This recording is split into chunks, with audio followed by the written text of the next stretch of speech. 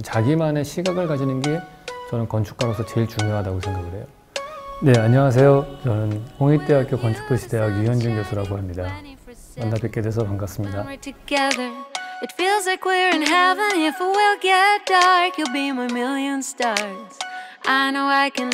사실 저의 어렸을 적의 꿈은 발명가가 꿈이었고요.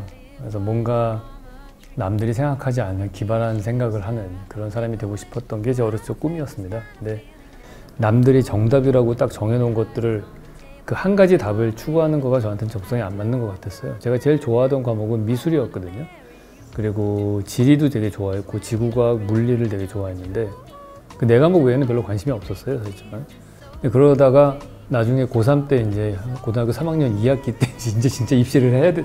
원서 써야 된다. 이제 그럴 때 보니까 건축학과가 제가 좋아하는 과목들하고 약간 겹치는 분야인 것 같더라고요. 그래서 건축학과를 가게 됐죠.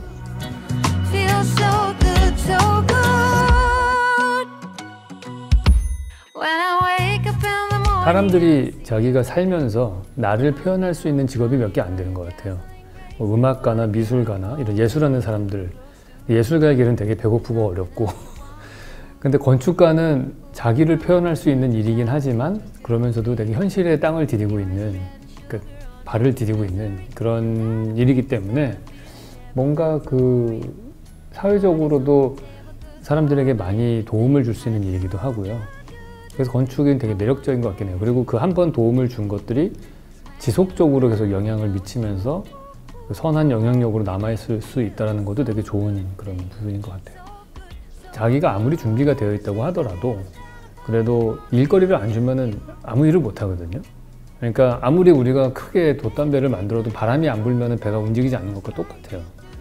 그래서 그 바람이 불 때까지 기다려야 되는 그 시간이 되게 힘든 것 같아요.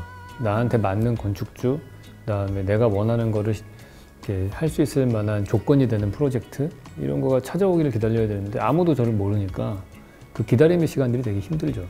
그거는 그냥 기다려야 되는 수밖에 없는 것 같아요, 때를.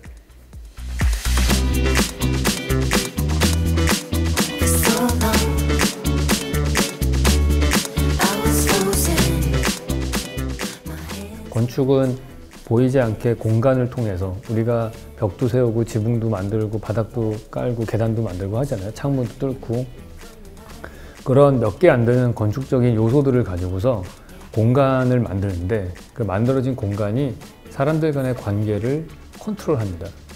어떤 관계는 좀 연결시켜 주기도 하고 어떤 관계는 좀 떨어뜨려서 좀 프라이빗하게 떨어져 지낼 수 있기도 해주고, 그러니까 이런 식으로 건축 요소들이 사람들 간의 관계를 조율하거든요. 그래서 그거를 통해서 복잡하게 우리가 많은 사람들이 모여 살아야 되는 그러한 사회를 갖고 있는데 건축 공간을 어떻게 만드느냐에 따라서 그 사회의 사람들 간의 관계를 더 화목하게 만들 수도 있고 더 이해할 수 없는 갈등의 관계로 만들 수도 있다, 그렇게 생각이 들어요. 그래서 건축가의 역할은 그런 데 있다고 생각을 합니다. 우리는 과거에 가지고 있지 않았던 새로운 공간이 하나 생겼어요. 이제 가상 공간이라고 하는 온라인 가상 공간이 생겼죠. 그래서 이 78억 명이나 되는 인간이 앞으로 2050년까지 100억 명까지 늘어난다고 예상을 하는데 100억 명이나 되는 사람이 이 좁은 지구에서 다 살려면은 똑같은 행동들을 다 하며 살기는 좀 어려울 거예요. 상당히 많은 부분이 온라인 공간으로 들어갈 겁니다. 그래서 이미 우리는 뭐 장을 보거나 하는 것들은 온라인 쇼핑으로 다 하잖아요. 그래서 앞으로 건축이든 공간이랑 관련된 일을 하시는 분들은 온라인과 오프라인 공간을 너무 분리해서 생각하면 안 된다고 생각을 합니다. 두 개가 서로 영향을 주고받을 거라고 생각을 해요. 온라인 공간에서의 행위나 어떤 프로그램들이 오프라인 공간에 변형을 갖고 올 거라고 생각을 하고요. 실제로 우리가 사람을 만난다는 거는 그 사람의 표정과 눈짓과 몸짓 뭐 이런 걸 통해서 아주 민감하게 우리는 커뮤니케이션을 하는데 그게 안 됐을 때 사람들 간의 이해도가 서로 떨어질 거라고 보고 그게 장기간 지속되기 시작하면은 내가 그 사람이 인간으로 느껴지지 않게 되는 일이 되는 거예요.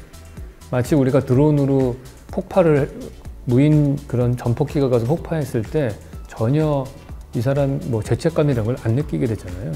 그러니까 그 사람을 내가 직접 대하지 않고 보지 않고 피상적으로 만나기 시작을 하면은 상대방에 대한 어떤 공감 능력이 떨어질 수 있을 거라고 생각을 해요.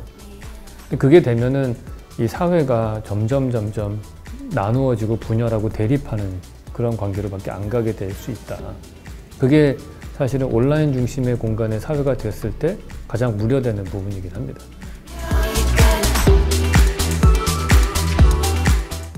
사실은 우리 아이들에게 저는 주고 싶은 거는 시간을 주고 싶어요. 그러니까 일주일에 몇 시간만이라도 그 아이에게 자유로운 시간을 줘서 혼자 공간을 탐구할 수 있는 시간을 줬으면 좋겠다. 저희 아버지 세대만 하더라도 집에서 학교까지 걸어서 1시간 걸렸다고 그랬거든요. 그러니까 그 가는 동안에 뭐 맨날 계절 바뀌는 것도 보고 뭐 개구리도 놀고 뭐 별짓 다 했을 거 아니에요. 그런 생활을 했던 사람과 그냥 학교 집으로 계속 책만 보고 그 아이와는 하늘과 땅 차이인 것 같아요.